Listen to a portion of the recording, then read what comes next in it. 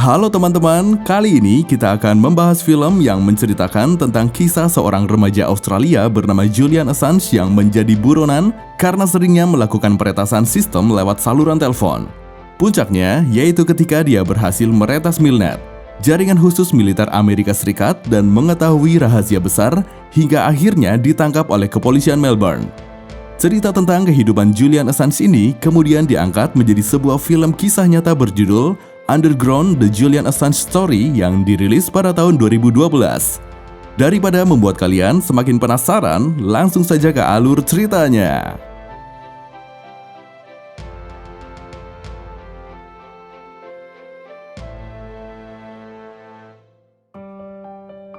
Film dimulai dari Julian Assange, seorang remaja Australia berumur 17 tahun yang saat itu bersama ibu dan adiknya sedang dalam perjalanan menuju tempat tinggal baru mereka. Sepanjang perjalanan, Julian mengingat masa kecilnya ketika Wayne, ayah tirinya, menunjukkan sebuah foto beberapa anak kecil yang katanya adalah adik Julian. Christine, ibu kandung Julian saat itu hanya memperhatikan mereka dari belakang. Tapi setelah Julian masuk ke kamarnya, Christine marah pada Wayne karena mendoktrin Julian pada sekte sesat dan berniat membawa Adam, anak dari pernikahan mereka. Wayne ternyata pengikut sekte The Family yang memangsa anak-anak untuk dikumpulkan dan dijadikan ras terbaik. Tak ingin Adam diambil, malam itu Christine pun kabur membawa Julian dan Adam. Setelah melalui perjalanan panjang, akhirnya mereka sampai di sebuah bangunan rumah yang akan jadi tempat tinggal baru mereka. Selama ini mereka terus berpindah rumah untuk menghindari Wayne yang terus mengejar Adam. Sebab itu, rumah mereka kali ini letaknya jauh dari perkotaan, namun memiliki pemandangan indah saat malam hari. Julian membuka tas besarnya yang berisi perangkat komputer. Setelah itu, dia dan ibunya melihat berita tentang penangkapan dua pemuda di Melbourne karena meretas sistem bank di Amerika Serikat dan mencuri lebih dari 5.000 kartu kredit hanya dengan menghubungkan komputer pada saluran telepon. Ketika Christine bertanya pada Julian apakah itu temannya, Julian hanya tersenyum sambil membawa telepon rumah ke kamarnya. Dia menelpon teman dekatnya yang bernama Prime untuk membicarakan berita tersebut. Prime mengatakan dua pemuda itu ditangkap oleh CIA dan FBI. Julian pun berkata mereka terlalu ceroboh hingga bisa tertangkap. Julian yakin kalau dia juga bisa melakukannya. Jadi dia pun mengajak Prime taruhan siapa yang paling cepat meretas bank tersebut. Jika Julian menang, Prime harus memberikan buku bertanda tangan penulisnya yang diinginkan Julian. Tapi jika Prime menang, Julian harus memberikan buku catatan rahasia miliknya yang berisi berbagai kode akses. Setelah telepon ditutup, Julian bergegas menyambungkan saluran telepon ke perangkat komputernya. Keduanya sama-sama cepat memainkan jari-jari mereka di atas keyboard masing-masing. Sesekali, Julian membolak-balik buku catatannya dan tak lama kemudian, dia pun berhasil masuk ke sistem bank Amerika Serikat. Karena Julian lebih dulu masuk ke sistem, Prime pun harus menerima kekalahannya.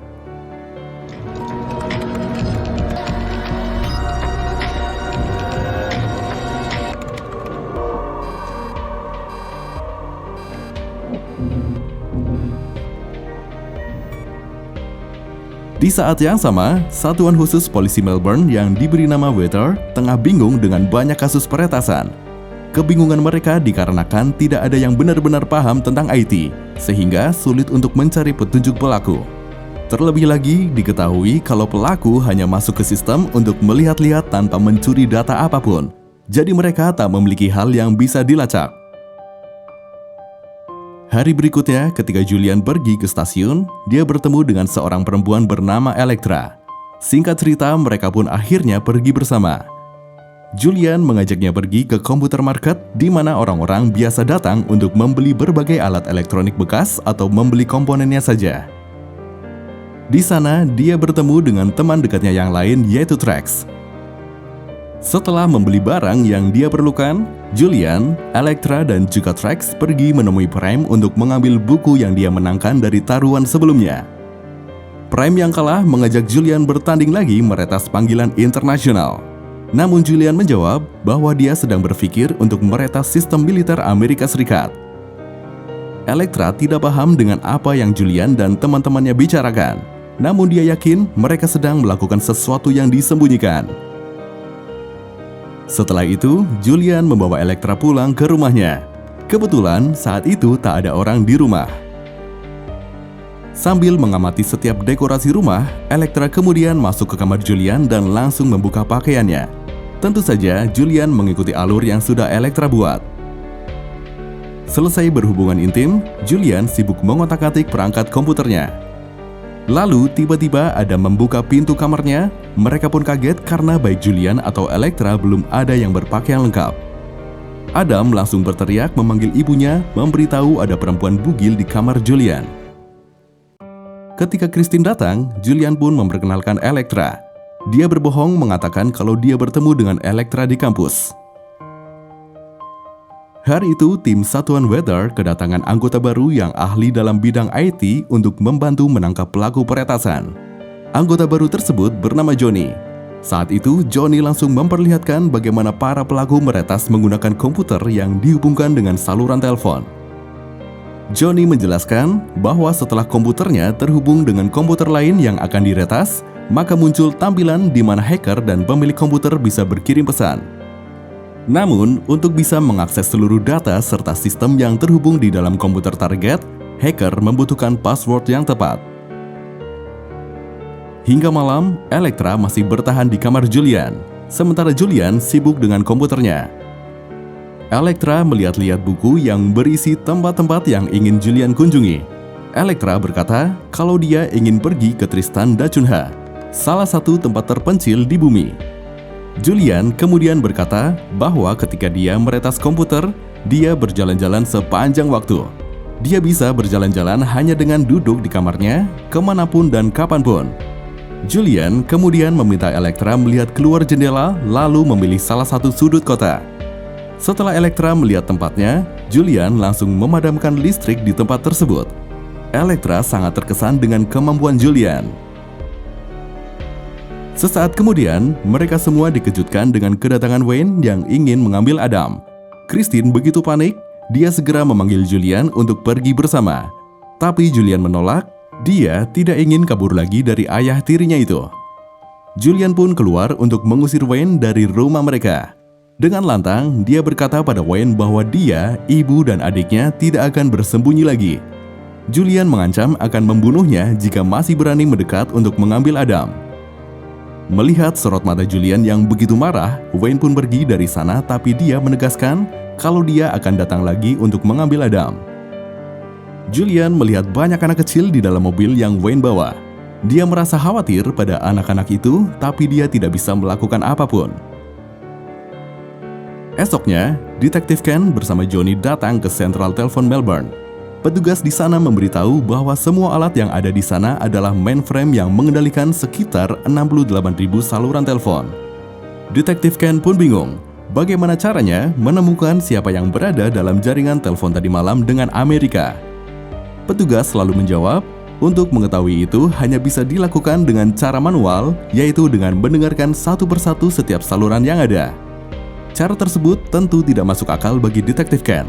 Tidak mungkin mereka memeriksa satu persatu dari 68.000 jaringan telepon. Malamnya, Elektra bersama Julian dan dua temannya pergi menonton film di bioskop. Seusai menonton, mereka berempat pergi ke pembuangan sampah kertas milik Central Telephone Melbourne. Mereka berniat mencuri kode akses saluran uji coba panggilan internasional di sampah-sampah kertas tersebut. Dengan kode akses itu, nantinya mereka bisa melakukan panggilan internasional secara gratis, sehingga jangkauan peretasan mereka pun akan lebih luas lagi.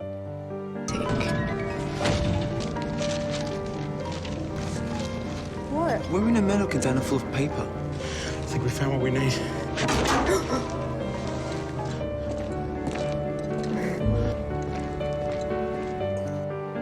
Setelah mendapatkan kodenya, mereka pun mencobanya di telepon umum, dan ternyata berhasil. Sepulangnya ke rumah, Julian langsung mengotak-atik komputernya lagi. Tak lama kemudian, dia berhasil terhubung ke Milnet, sebuah jaringan khusus milik militer Amerika Serikat. Hanya saja, Julian belum bisa mengakses isi dalamnya. Dia perlu username dan password yang tepat untuk masuk ke Milnet. Pada Agustus 1989, terjadi demo di depan kantor kedutaan Amerika Serikat yang ada di Melbourne. Aksi tersebut berisi seruan penolakan penggunaan plutonium dalam misi luar angkasa yang akan dilakukan Amerika Serikat. Christine, Adam, Julian, dan Elektra ikut bergabung dalam aksi tersebut. Namun saat demo berlangsung, Elektra tiba-tiba merasa pusing. Sepulangnya mereka ke rumah, Julian bertanya pada ibunya, apa gunanya melakukan aksi yang hanya didatangi oleh 20 orang. Christine menjawab, ada wartawan di sana, setidaknya mereka terekspos. Julian berkata kalau wartawan datang hanya untuk menertawakan mereka. Christine tetap merasa mereka perlu mencoba melakukan apapun untuk menentang demi lingkungan dan kesehatan manusia. Tidak terima Julian mengatakan kalau yang dilakukannya sia-sia, Christine pun berkata ketika dunia sedang bahaya, tapi Julian malah membuat pacarnya hamil. Sebagai perempuan dan seorang ibu, Christine bisa mengetahui Elektra hamil hanya dengan melihat tanda-tandanya. Elektra yang sengaja menyembunyikan kehamilannya dari Julian langsung bergegas pergi dari sana. Julian hendak mengejarnya, tapi ibunya menahannya. Christine mengatakan kalau Julian memiliki bakat lebih di jari-jarinya. Jadi dia meminta Julian untuk bangkit dan memutuskan apa yang benar-benar ingin dilakukannya. Jangan sampai Julian menjadi seorang yang sangat biasa dan membosankan karena salah memilih jalan. Julian tidak peduli, dia tetap keluar untuk mengejar Elektra. Dia meminta Elektra untuk tidak menanggungnya sendiri karena itu ulah mereka berdua. Elektra pun berkata bahwa dia tidak mungkin pulang ke rumah ataupun tinggal di rumah Julian karena Christine tak suka padanya. Akhirnya, Julian memutuskan keluar dari rumah dan pergi bersama Elektra. Untuk sementara waktu, mereka tinggal di tempat teman Elektra. Sayangnya, di tempat itu tak ada telepon sehingga Julian tidak bisa melakukan sesuatu dengan komputernya. Malamnya, Julian keluar untuk menelpon ibunya lewat telepon umum. Tapi saat ibunya mengangkat telepon, Julian tak mengatakan apapun. Setelah itu, Julian tak sengaja menemukan sambungan kabel telepon yang sepertinya sudah tidak digunakan. Dia pun menarik kabel tersebut hingga ke kamarnya melalui jendela, kemudian menyambungkan ke komputernya. Julian ingin membantu ibunya untuk menolak penggunaan plutonium dalam misi luar angkasa, jadi dia pun mencoba meretas NASA. Tak lama setelah itu, Detektif Ken dan Johnny diberitahu telah terjadi peretasan sistem NASA dan terjadi gangguan akibat adanya virus komputer. FBI yakin peretasan dilakukan dari Melbourne. Esok paginya, muncul pemberitaan tentang dibatalkannya peluncuran plutonium ke luar angkasa yang dijadwalkan hari itu. Pada November 1989, Elektra menunjukkan pada Julian sebuah rumah kosong yang dia temukan yang bisa mereka tinggali. Rumah tersebut cukup luas, air dan listrik pun masih terhubung.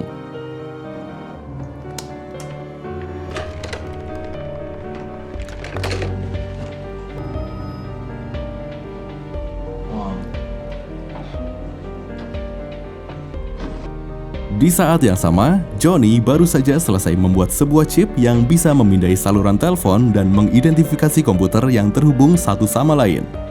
Jadi, ketika pelaku sedang tersambung pada saluran telepon untuk meretas sebuah komputer, alarm detektornya akan berbunyi. Begitu berhasil mengidentifikasi saluran yang digunakan, mereka bisa mentransfer dan melihat apa yang pelaku retas. Malam itu, Julian dan Prime datang ke rumah Trax. Julian menunjukkan pada teman-temannya bahwa dia berhasil meretas komputer yang memiliki akses ke Milnet.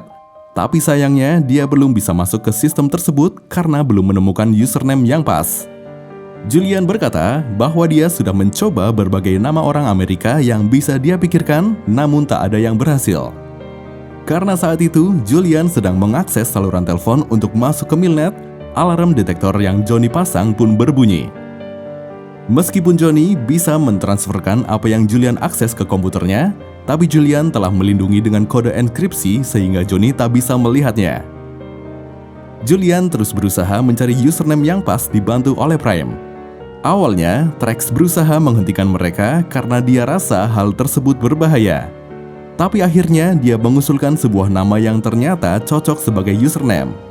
Selanjutnya, mereka harus mencari tahu passwordnya. Di sisi lain, Detektif Ken meminta petugas sentral telepon Melbourne untuk melacak dari mana saluran telepon itu digunakan. Menyadari ada orang lain yang masuk di saluran telepon yang sama, Trax pun dengan sigap mencabut sambungan komputernya sehingga pelacakan yang dilakukan detektif Ken pun gagal. Trax mengatakan dengan yakin bahwa yang sedang mencoba melacak mereka bukan dari Milnet, tapi orang di wilayah lokal. It's coming at regular interval. No, we didn't get him. I'm sorry. That wasn't Milnet. That was. Hari berikutnya, mereka berencana mencari tahu siapa orang yang semalam berada di saluran yang sama dengan mereka. Julian menelpon polisi federal Australia untuk disambungkan pada seorang bernama Matthew Stewart. Julian sudah menyamarkan suaranya menjadi seseorang yang Matthew kenal. Dia pun meminta Matthew untuk mereboot komputernya lalu login kembali. Setelah itu, Julian mengarahkan Matthew untuk mereset password dengan alasan keamanan. Begitu mengetahui passwordnya, Julian meminta Matthew meninggalkan komputernya selama 1 jam untuk perbaikan sistem. Semua berjalan sesuai rencana. Selanjutnya, Julian meretas komputer Matthew sampai akhirnya menemukan nama Ken Robert sebagai orang yang semalam berada di saluran telepon yang sama dengannya. Setelah itu, Julian lanjut menghubungkan ke komputer detektif Ken. Detektif Ken saat itu sedikit terkejut melihat layar komputernya tiba-tiba berubah dan ada sebuah pesan untuknya. Sadar komputernya disusupi, Detektif Ken mengirim pesan balasan untuk mencari tahu siapa yang melakukannya. Julian mengaku sebagai teman. Kemudian dia membuat seluruh telepon di kantor Detektif Ken berdering bersamaan.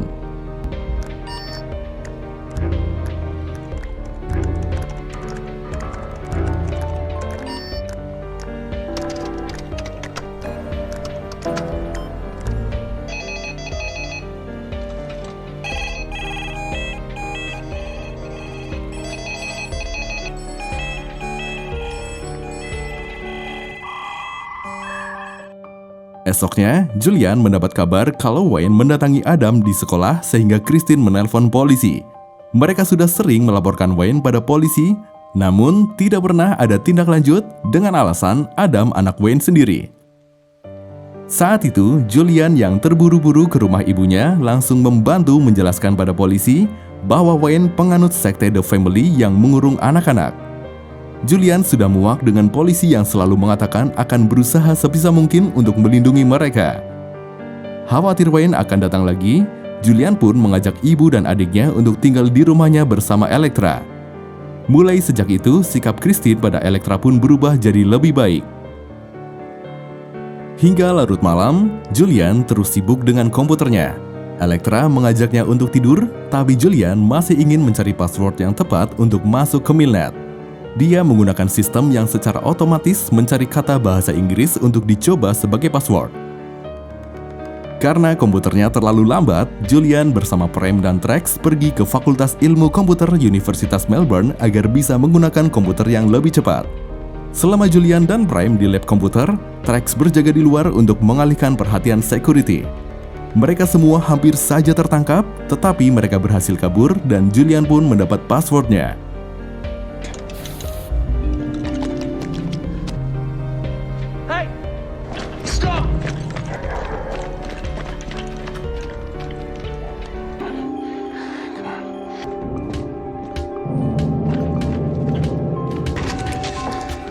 There's someone coming. Let's get out.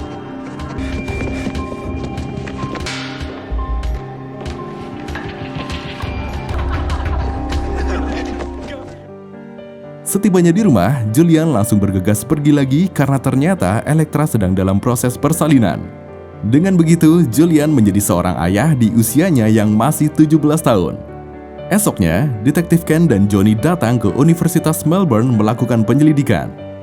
Kamera CCTV tidak merekam dengan jelas wajah Julian dan teman-temannya.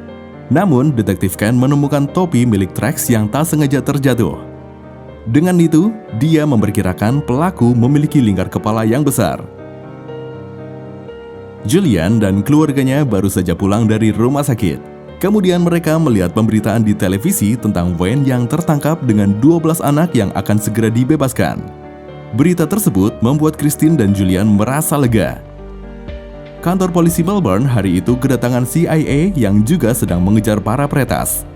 Detektif Ken pun mengatakan pada Johnny bahwa mereka harus menangkap pelaku lebih dulu sebelum CIA. Detektif Ken kemudian menyuruh Johnny menyamar sebagai mahasiswa Universitas Melbourne. Di rumahnya, Julian berhasil masuk ke Milnet dengan password yang dia dapatkan semalam. Komputer yang dia retas adalah milik seorang tentara militer Amerika bernama Mark. Selanjutnya, penyamaran Johnny pun dimulai.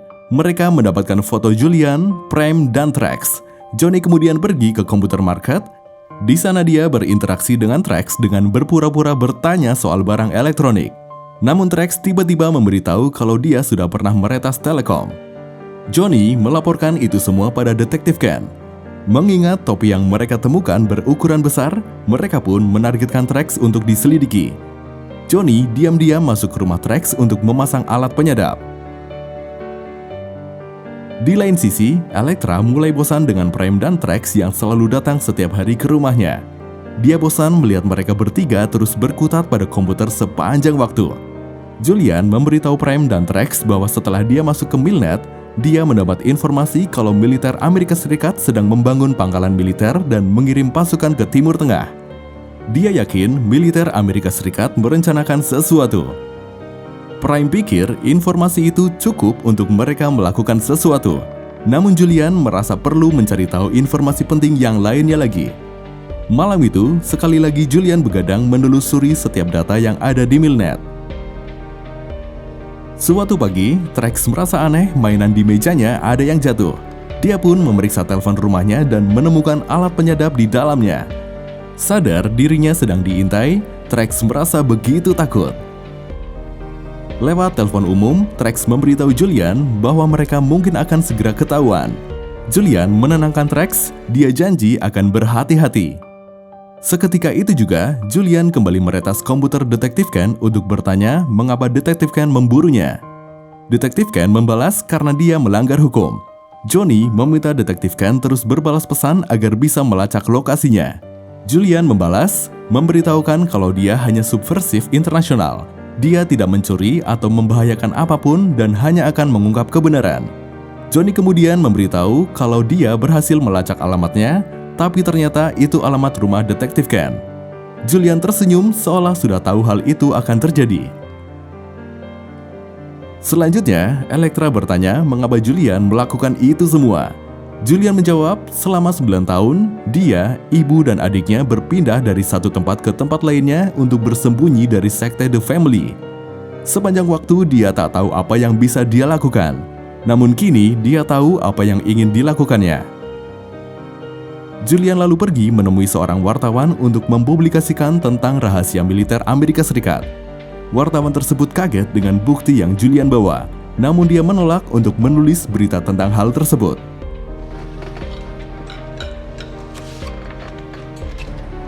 I do have the time. Time comes. Yeah, troop movements, shipments of weapons, shipments of Coca-Cola. Well, now there's a headline. Interesting as it may be that 500,000 cans of Coca-Cola. That's what our readers want. Julian kemudian pergi ke rumah Trax yang terlihat sangat ketakutan. Setelah berusaha menenangkan Trax, dia kemudian pergi ke rumah Prime memberitahukan kekhawatirannya pada kondisi Trax. Prime pun berkata bahwa sudah saatnya mereka menggunakan virus komputer pada Milnet. Julian menolak, dia membutuhkan banyak waktu untuk mengetahui apa yang sebenarnya militer Amerika Serikat lakukan. Di kantornya, setelah mengamati berbagai petunjuk, Detektif Ken menyadari bahwa yang mereka hadapi adalah seorang demonstran. Dia pun membuka foto-foto aksi demo yang dilakukan di depan gedung kedutaan Amerika Serikat dan mendapati foto Julian. Di foto yang lain, Julian juga terlihat bersama Trax. Di lain sisi, Julian tengah melihat berita tentang Amerika Serikat yang katanya tak sengaja menghancurkan sebuah bunker di Baghdad, Irak, yang mana bunker tersebut diketahui merupakan penampungan warga sipil. Banyak perempuan dan anak-anak yang menjadi korban. Melihat berita tersebut, Julian merasa geram dengan Amerika. Dia pun meretas Milnet lagi untuk mencari tahu lebih banyak rahasia militer Amerika Serikat. Di saat yang sama, Detektif Ken telah sampai di rumah Christine. Dia menanyakan keberadaan Julian, namun sebagai ibu, Christine berusaha melindungi anaknya. Christine mengatakan kalau dia dan Julian sedang bertengkar dan belum melihat wajah Julian lagi. Detektif Ken memberitahu bahwa dia sedang berusaha melindungi Julian yang telah meretas database militer Amerika Serikat. Tapi Christine mengatakan kalau dia yakin dimanapun Julian berada, Julian tahu mana yang benar dan salah untuk dilakukan. Saat itu Johnny datang ke rumah Trax. Dia meminta Trax memancing Julian datang ke rumahnya. Karena mendapat telepon dari Trax yang meminta mereka datang, Julian dan Prime pun bergegas ke sana. Julian mengatakan pada teman-temannya bahwa hancurnya banggar penampungan sipil di Baghdad oleh Amerika Serikat yang katanya ketidaksengajaan sebenarnya adalah hal yang disengaja. Julian menggunakan komputer Trax untuk menunjukkan apa yang dia temukan. Karena Detektif Ken sudah mendapatkan kode akses komputer Trax, dia bisa melihat apa yang sedang Julian retas. Betapa kagetnya dia saat mengetahui Julian menemukan gambar koordinat lokasi yang menjadi target penyerangan Amerika Serikat, yaitu tempat penampungan sipil di Baghdad. Saat itu juga, Detektif Ken memerintahkan Johnny menangkap 3 remaja tersebut. Sempat terjadi aksi kejar-kejaran, tapi akhirnya mereka tertangkap di rumah masing-masing. Prime tertangkap saat dirinya sedang membakar bukti peretasannya, sedangkan Julian tertangkap saat dirinya sedang mencetak data yang didapat dari Milnet. Detektif Ken meminta Julian berhenti sebab Julian tetap tidak bisa mempublikasi apa yang dia temukan karena ada hukum kerahasiaan yang melindungi. Namun Julian tetap meminta waktu untuk mendapatkan semua bukti kejahatan militer Amerika. Dia merasa sangat marah Amerika Serikat sengaja melakukan penyerangan ke penampungan sipil yang statusnya dilindungi. Terlebih lagi, korban mencapai 400 orang yang banyak diantaranya adalah perempuan dan anak-anak. Detektif Ken tetap tidak mengizinkan, lalu dia menangkap Julian. Pada tahun 1991, Julian didakwa dengan 31 tuduhan melakukan peretasan kejahatan terkait komputer. Tapi kemudian dia dilepaskan dengan obligasi untuk melakukan tindakan baik dan didenda $2.100.